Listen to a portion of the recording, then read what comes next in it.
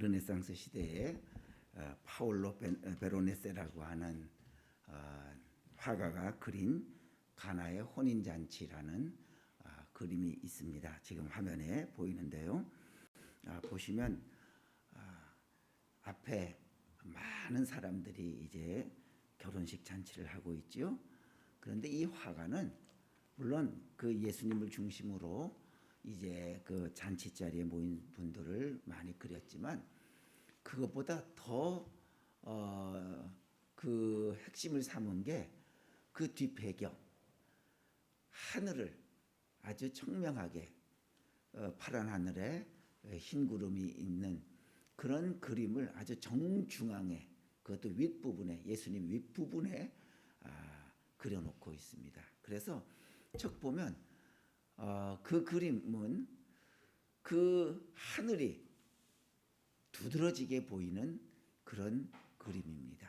화가가 왜 혼인잔치인데 결혼식 잔치인데 그 잔치 분위기의 아름다움을 더 중점적으로 묘사하지 아니하고 하늘을 더 중심에다가 놓고 눈에 띄는 밝은 모습으로 그렸을까?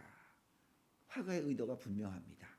그것은 이 가나의 혼인 잔치는 비록 이 땅에서 이루어지는 잔치지만 이 잔치의 의미는 천국 하늘나라에서 이루어질 천국의 잔치를 의미한다고 하는 뜻으로 이 그림을 하늘을 돋보이게 그렸던 겁니다.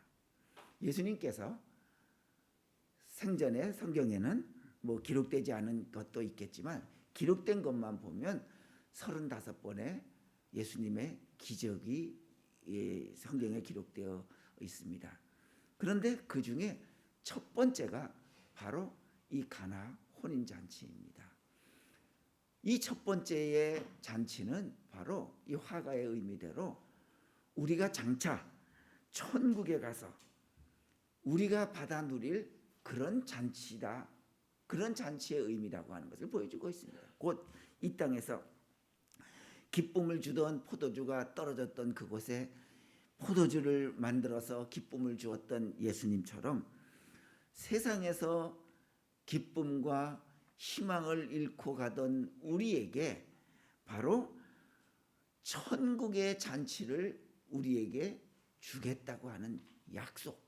나를 따르는 자들에게는 바로 이 포도주를 잃은 집에서 새로운 기쁨을 얻은 것처럼 천국의 잔치에 이 세상에서 기쁨을 잃고 살아가는 너희들에게 천국의 잔치, 기쁨의 잔치로 불러주겠다고 하는 그런 예수님의 의도가 바로 첫 번째 가나 혼인잔치를 일으키신 예수님의 의도입니다.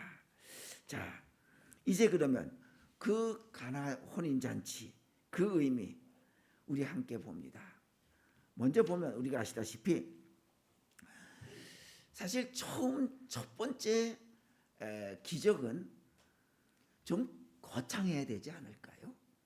우리 대통령을 처음 취임하면 좀 거창하게 많은 사람들이 보고 참여하고 이제 새로운 나라가 우리가 만들어 간다라고 하는 뭔가 거창한 것을 보여줘야 되는데 저라고 하면 처음 기적은 죽은 사람을 살린다든지 아니면 심각한 병에 고칠 수 없는 병에 있는 사람을 고쳐준다든지 뭐 이런 것을 할 텐데 기껏 어느 아주 잔치집에 포도주가 떨어졌다고 해서 그 포도주를 만들어주는 사건 그것을 예수님의 첫 번째 사건으로 예수님께서 삼으셨다고 할 때 우리는 참 처음을 왜 그렇게 시시하게 시작할까? 처음을 대단하게 시작하면 많은 사람들이 예수님을 따를 텐데 하는 생각을 가질 수 있습니다. 그런데 예수님은 그게 아닙니다. 예수님께서 잔치집에 그 포도주를 만들어 주신 것, 그 거룩하신 예수님이 그 집에 포도주가 떨어진 것, 그것까지도 우리 예수님은 그냥 지나가시지 않으셨다고 하는 것을 보여줍니다. 곧 예수님이 이 땅에 오신 것은 물론 우리의 죄를 용서해 주시고 우리를 구원해 주시고 우리의 모든 것을 주관하시는 구세주로 오셨지만, 그러나 처음 사건을 통해서 보면 예수님은 우리의 사소한 것까지도 우리의 필요를 채워주시기 위해서 오셨음을 포도주 사건 통해서 볼 수 있습니다. 사실 예수님의 사건에 비해서 이 포도주 사건은 대단한 건 아니에요. 없어도 돼요, 사실은. 그 좀 포도주 떨어졌다고 뭐 크게 잘못된 건 없잖아요.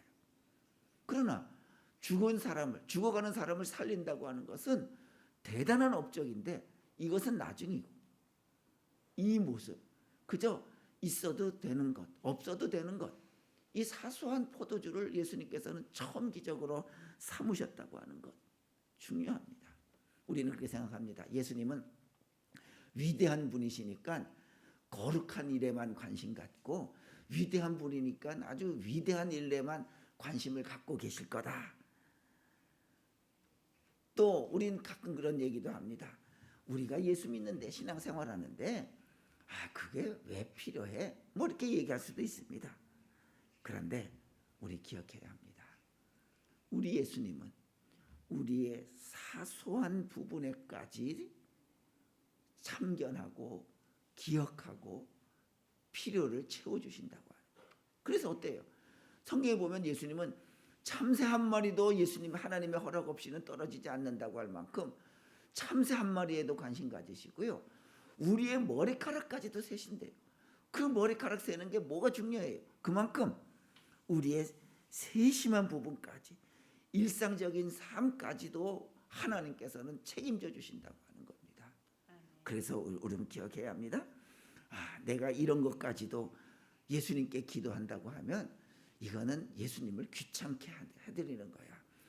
이런 거는 예수님께 기도하지 말고 예수님한테는 좀 거룩한 일, 좀 위대한 일, 좀 큰 일, 이런 일만 기도해야 돼 하면서 사소한 일은 예수님께 부탁하지 않는다고 하면 그것은 예수님을 존경하는 것이 아니라 예수님을 위대한 분으로 인정하지 않는 겁니다. 우리가 부모님이 계시는데 자녀들이 이건 뭐 우리 부모님들이 몰라도 돼 그러는데 자기들끼리 얘기하고 있는데 부모님이 야 무슨 얘기하고 있니? 엄마는 몰라도 돼요. 아버지는 몰라도 돼요. 여러분들 한번 부모님이 돼서 한번 그런 얘기 들어보세요. 얼마나 서운한가요? 얼마나 서운한가. 우리 예수님을 위대한 분으로 인정하시려고 하면 정말 사소한 것까지도 예수님께 우리가 아뢰는, 부탁하는 그런 우리의 믿음 꼭 되시기를 바랍니다. 또 예수님께서 이제 그 사소한 것을 물을 포도주로 변화시켜 줬어요. 곧 변화의 의미입니다. 사실 그래요. 물은 그대로 놔둬도 물이고요. 포도주는 그대로 놔두면 포도주예요. 물을 오래 놔둔다고 해가지고 포도주가 되지 않아요. 우리 마찬가지예요. 죄인은 죄인이고 의인은 의인이에요. 죄인을 가만 오래 놔둔다고 해서 그가 의인이 되는 것이 아니에요. 누가 개입해야 돼요? 예수님이 계셔야, 예수님이 바꿔주셔야 그 죄인이 의인이 되는 거예요. 예수님이 물과 포도주 사이에 예수님이 계셔야 포도주가 되듯이 말이죠. 우리가 아무리 교회를 오래 다녔다고 하더라도 내 가운데 내 심령 속에 예수님이 안 계시면 그 사람은 그냥 물이에요. 그냥 죄인일 뿐이에요. 그런데 예수님이 계실 때 비로소 죄인이 의인이 되는 겁니다. 그러면 우리는 오늘 이 시대에, 이 시간에 어떻게 의인이 될 수 있습니까? 그게 바로 말씀으로 깨달을 때에 죄인이 의인의 변화가 일어나는 거예요. 여러분들 우리가요 보면 그걸 에코챔버라고 하는데, 이런 사우나, 목욕탕 이런 데 가면 그 내가 노래 부르면 공명이 돼서 아주 잘 들리잖아요. 마치 내가 굉장한 그 음성을 가진 것처럼 들리지요. 그게 바로 에코 챔버예요. 그러니까 그 좋은 그 공명이 되게끔 하는 데서는 누구나 다 아름다운 목소리가 돼요. 우리도 자칫 그럴 수 있어요. 나에게 좋은 소리만 해주는, 나에게 높은 그 오냐오냐만 해주는, 내 귀에 좋은 소리만 들려주는 사람의 소리만 들으면 나는 의인이에요. 나는 선한 사람이에요. 내 편에 있는 사람만 말 들으면 나는 의인이에요. 그런데 그래서는 의인이 되지 않습니다. 무엇으로? 그래서 성경이 필요한 거예요. 성경은 사람을 미화시키지도 않아요. 그렇다고 사람을 비하시키지도 않아요. 어떻게 해요? 성경은 사람을 있는 그대로 얘기하는 거예요. 그냥 내 모습 그대로 얘기해 주는 게 성경이에요. 그래서 성경은 뭐라고 말합니까? 히브리서 4장 12절에 하나님의 말씀은 살아있고 활력이 있어 좌우에 날선 어떤 검보다도 예리하여 혼과 영과 및 관절과 골수를 찔러 쪼개기까지 하며 또 마음의 생각과 뜻을 판단하나니. 그래요. 하나님의 말씀은요, 우리를 비하시키지도 않고 미화시키지도 않고 있는 그대로 그 말씀으로 우리의 마음, 우리의 생각, 우리의 뜻을 그대로 그 말씀의 칼로 우리를 진단하는 거예요.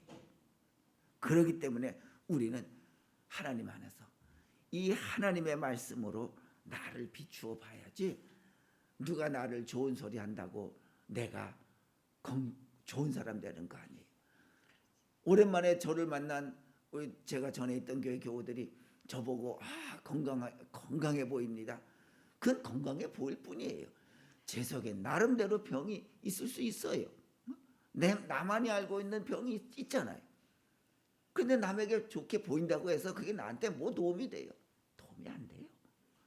하나님의 말씀이 나를, 내 생각과 마음과 뜻을 그 날카로운 말씀의 칼로 진단할 때에 비로소 내가 죄가 끝나고 의인의 삶을 살 수 있는 겁니다.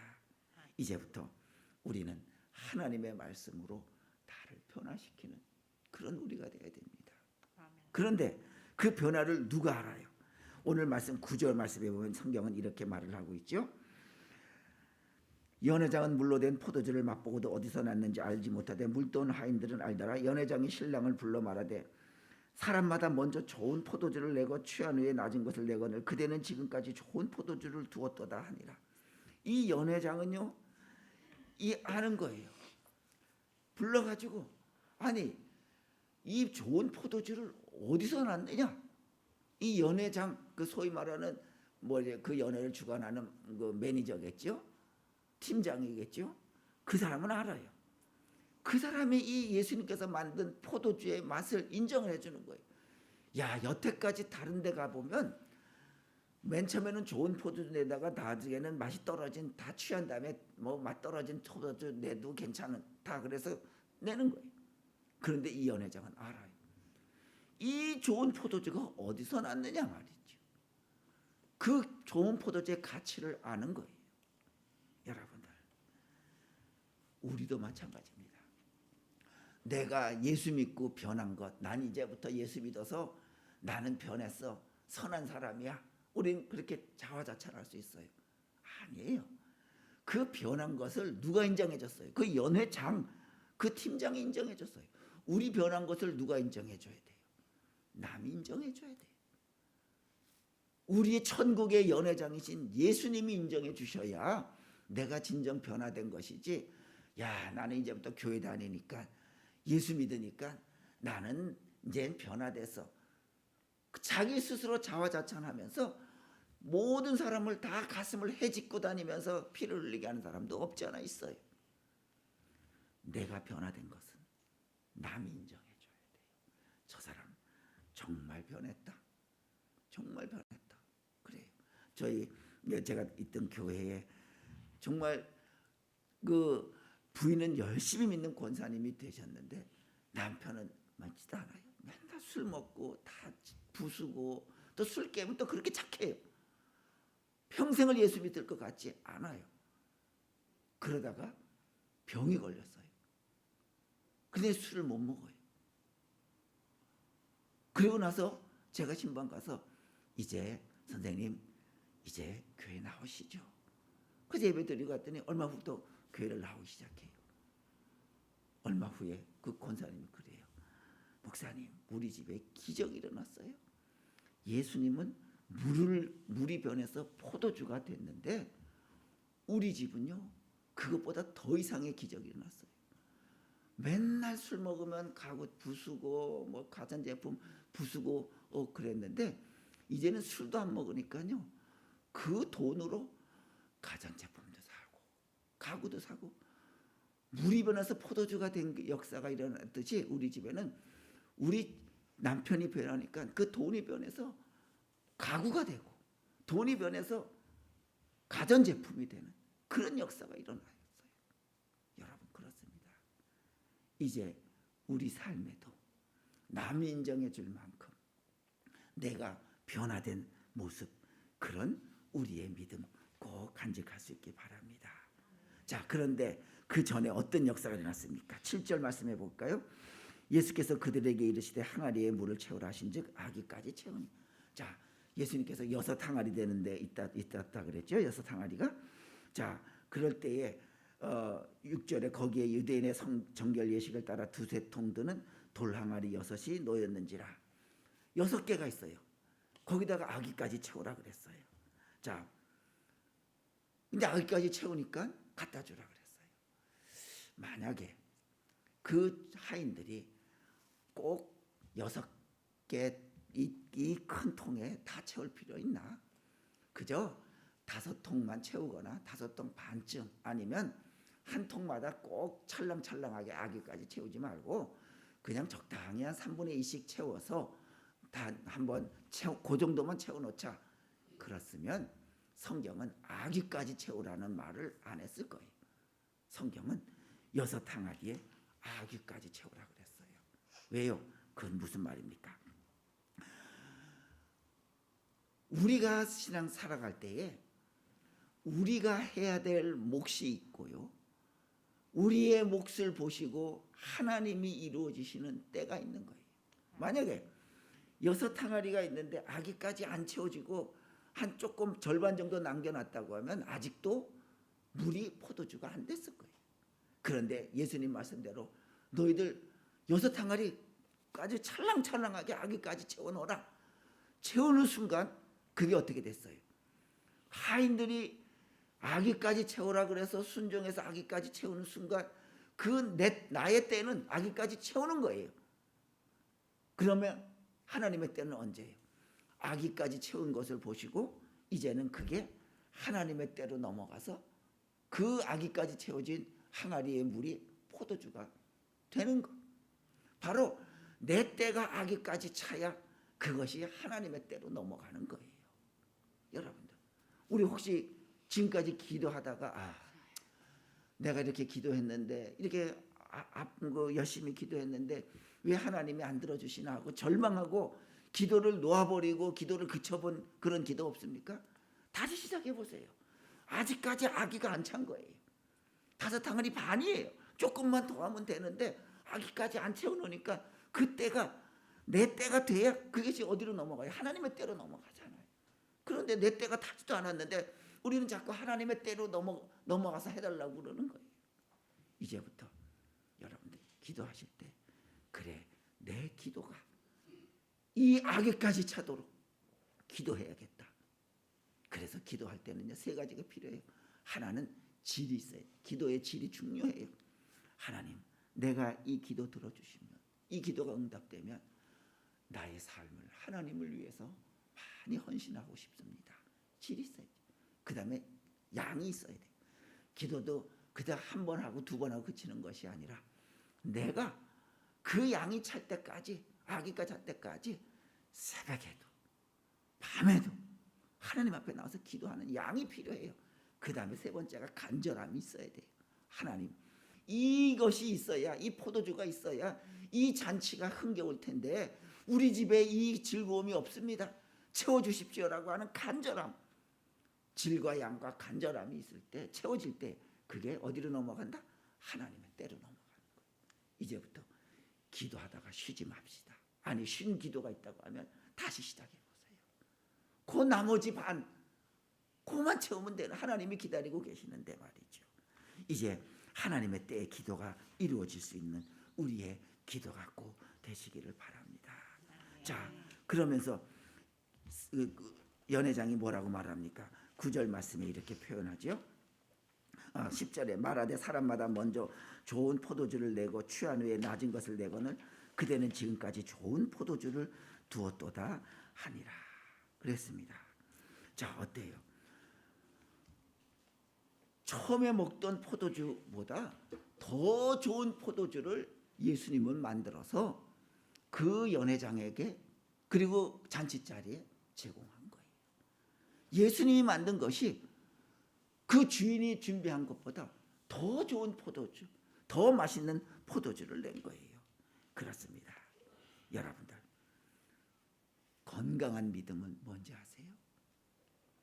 좋은 교회는 뭔지 아세요? 바로 남에게 더 좋은 마음을 주는 것이 그게 건강한 믿음이고요. 그게 좋은 교회예요. 남에게는 아무렇게나 해도 된다? 그거 아닙니다. 남에게 더 좋은 모습, 더 좋은 것을, 더 좋은 마음, 이것을 내 교회가 내가 그리스도인으로서 더 좋은 것을 제공해야겠다. 제가 지난 토요일 날 제가 분당에 지금 아는 권사님 집에 머물고 있는데 거기서 설교 준비를 하려고 그 도서관을 찾아가서 그 동네 그 도서관 컴퓨터 찾아보니까 있더라고요. 그래서 걸어가는데 잘 몰라서 어떤 한 청년 대학생이 됐겠나 아니면 고 한 3학년쯤 됐겠나 그냥 가방을 메고 지나가는데 청년에게 물어봐서 학생 여기 이 동네에 무슨 도서관이 있다는데 어디로 가나요? 그랬더니 어떤 도서관입니까? 그래서 그렇대요. 그랬더니요. 그냥 우리 같으면 저 같아도 예, 저쪽으로 가세요. 저기 있습니다라고 말해도 친절하잖아요. 그런데 그 학생은 아마 제가 자기 아버지 또래처럼 보여서 그랬는지 몰라도 두 손으로 이렇게 하면서 우리 옛날에 공손하게 하듯이 저쪽으로 가시면 됩니다. 청년 남자인데 저도 깜짝 놀랐어요. 그럼 뭘 생각했어요? 야, 저 학생 가정교육, 성품, 또 예수 잘 믿는 사람일까? 좋은 쪽으로만 생각하는 거예요. 보통 같으면 예, 저쪽으로 가시면 됩니다. 말해도 진짜 두 손으로 공손하게 예, 저쪽으로 가시면 되겠습니다. 그날 얼마나 기분이 좋은지요. 그래요. 좋은 믿음은, 건강한 교회는 사람들이 생각한 것보다 더 좋은 것을 주는 거예요. 남들은 교회 올 때 이 정도면 되겠, 내가 이 정도 대우 받겠다고 했는데 아니, 교회는 더 좋은 것을 주고 내가 저 사람을 만나면 이 정도의 사랑을 받겠다고 했는데 더 좋은 사랑을 받아요. 정호성 씨가 쓴 내 인생의 힘이 되어준 한마디에 보면 이런 내용이 있습니다. 자기가 경북 영주에서 안동 가는 시외버스를 타고 1시간 정도 간대요. 가는데 자기 다 좋다겠대요. 그랬더니 자기 옆에 창 쪽에 앉았던 아주머니가 아이고 이거 붙잡고 있느냐고 아주 팔 아파서 혼났네 그러더라고. 그래서 가만 보니까 왜 그런가 가만 봤더니 그쪽에서 햇빛이 드는데 자기는 그냥 피곤해서 자는데 이 자기 쪽에 햇빛이 드니까 이 커튼을 붙잡고 안각 옆에 있는 이 자기에게 이 시인에게 오지 않도록 쬐지 않도록 이걸 1시간 내내 잡아준 거예요. 여러분들 그 옆 사람 얼굴에 내비치는 햇빛을 가려주려고 붙잡아준 그 시골 아주머니의 그 사랑 얼마나 아름다워요. 또 한편은 자기가 전남 완도를 갔대요. 거기서 저녁을 먹고 이렇게 해변가를 걷는데 자기가 찐빵을 좋아하는데 마침 찐빵집이 있어서 배는 부르지만 먹고 싶어서 찐빵을 하나 그 자리에서 사서 먹고 더 맛있어서 하나 더 사려고 그랬더니 주인집 아주머니하고 아저씨하고 저쪽에서 식사를 하고 있더래요. 방에서. 그랬더니 그 아주머니가 아마 자기를 보고 돈이 없어가지고 외지에 나왔는데 돈이 없어서 밥은 못 사 먹고 찐빵으로 배를 불리려는 사람인가 보다. 그렇게 생각을 했나 보래요. 부르더니 아저씨 여기 와서 우리랑 같이 밥 먹읍시다. 그러더래요. 그 시인은 그게 너무 고마워서 배불러서 더 먹을 배도 없지만 찐빵을 10개나 사갖고 나왔대요. 그래요. 뭔가 베풀어주는 내 생각보다 훨씬 더 좋은 것을 베풀어주는 그 마음, 그것이 우리 그리스도인의 마음이 돼야 되지 않을까요? 더 좋은 것을 내왔구나. 연회장은 시간이 지날수록 취했다고 해서 나쁜 것을 내놓는데 어찌 이 집은 어찌 또 주인에게 물었기를 더 좋은 것을 내오느냐 말이지요. 칭찬 들었어요. 여러분, 우리는 세상 사람들이 우리에게 기대하는 것보다 더 좋은 것, 더 기쁜 자세로, 더 행복한 모습을 그들에게 전해주는 그런 신약교회, 그런 성도님들 다 되시기를 주님의 이름으로 축원합니다. 기도하겠습니다. 걸어가신 여호와 아버지 하나님, 저희들 이 땅 살아가는 동안에 예배드리는 이 모습이 장차 천국에서 있을 천군 천사와 함께 부를 귀한 예배의 찬송이 되도록 그 꿈을 안고 살아가도록 꼭 도와주시고 인도하여 주시옵소서. 물이 표도주로 변했듯이 내 삶이 기쁨으로 변케 되어서 많은 사람들에게 하늘의 기쁜 소식을 증거하며 나타내주며 살아가는 우리가 되도록 역사하여 주시옵소서. 예수님의 이름으로 기도하옵나이다.